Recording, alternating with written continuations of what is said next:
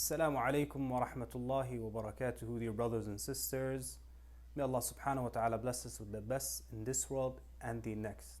In this video, I'll be sharing an amazing story about Umrah and how Allah subhanahu wa ta'ala relieved a person from distress that they themselves thought would never be resolved. ألم يأن للذين آمنوا أن تخشع قلوبهم لذكر الله. Bismillah, alhamdulillah, wassalatu wassalam ala rasulillah. The story that I'm about to share is actually narrated by Sheikh Muhammad Mukhtar Shinqitee, one of the greatest scholars of our time, someone who is known for his piety and his knowledge. So he says, Wallahi, I swear by Allah that I haven't come across a person who is in distress, and I can't even count how many people have come to me, usually coming to me with a problem that has no solution. And I would tell them, why don't you complain to Allah subhanahu wa ta'ala? Go for Umrah and complain to Allah subhanahu wa ta'ala. And he swears by Allah and he says, even in situations where the people themselves did not believe that there was any solution, except that their problems would be resolved in a way that they never imagined. And each and every one of them would come to him with pleasure, telling him that how Allah subhanahu wa ta'ala relieved them from this distress, how he caused the problem to be solved. And he says a man who was a family friend of his father came to him and was complaining to him about his daughter and her husband. Her husband was abusing her. And her husband was also a family friend of the sheikh. And the sheikh was shy that if he interferes in this matter, it could ruin the relationship of his father with these individuals. So he tells him, and you can only imagine how a father would feel when their daughter is in that situation, that they're helpless, they can't do anything for them. The sheikh said, I'll give you a choice between two matters. Either I interfere in the matter, or I'll give you something that's better than that. So he said, okay, what's better than that, than you getting involved? So he said that go for Umrah and complain to Allah subhanahu wa ta'ala about your matter. So he said, really, that's what you have for me? So he said, yes, I'm weak. I'm a poor slave, I can't do anything. Go complain to Allah subhanahu wa ta'ala, the one who controls everything. So he went with his wife for Umrah on a Thursday night. And when they got to the hotel, they put their stuff and they went for Umrah. So at that time, there was no cell phone. So at the reception, he called his daughter. He had another daughter who was staying in Medina at their house. And he told her that this is where we're staying, this is our number, if you need anything, give us a call.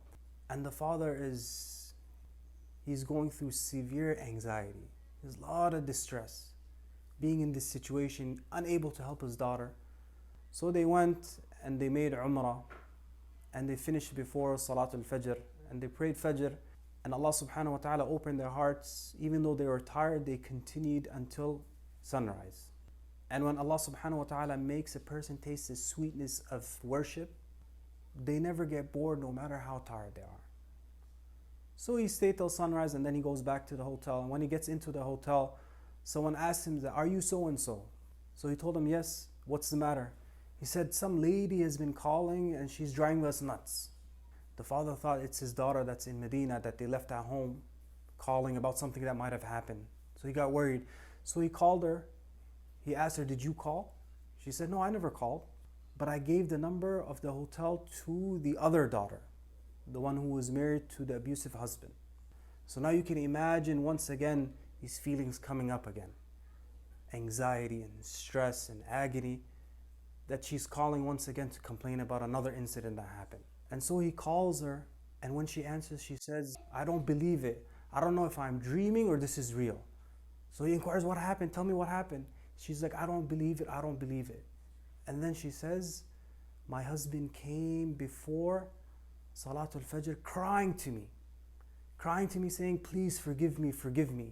I don't deserve you, you're so much better than me. Please forgive me.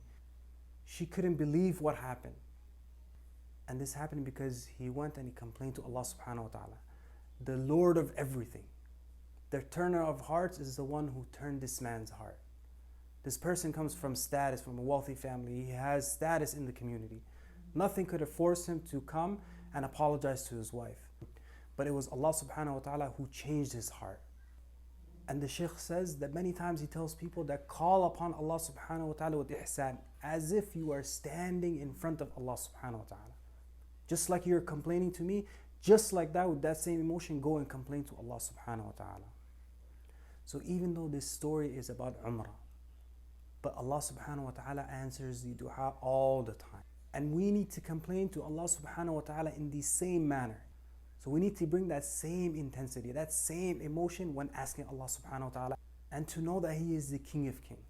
That when He says He will answer us, He will definitely answer. When Allah subhanahu wa ta'ala tells us that He will do something, that we should be certain that He is going to fulfill His promise. So today's exercise is that when we make dua to Allah subhanahu wa ta'ala, we should call upon Him as if we're standing right in front of Him, being fully present, knowing that Allah subhanahu wa ta'ala can answer all du'as, and to have that emotion and that intensity behind our dua, and to be consistent in our dua, and to be certain that Allah subhanahu wa ta'ala will accept our dua.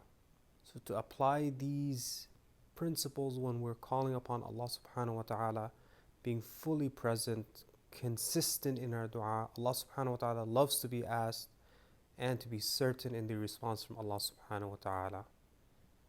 And also for those who speak the Arabic language, the original clip, I'll be posting the link of that in the description below. And even if you don't speak Arabic, the clip itself has subtitles, so you can go check it out. The Shaykh mentions other benefits as well and other stories as well. So check it out if you'd like to benefit more. Until next time, Salamalikum.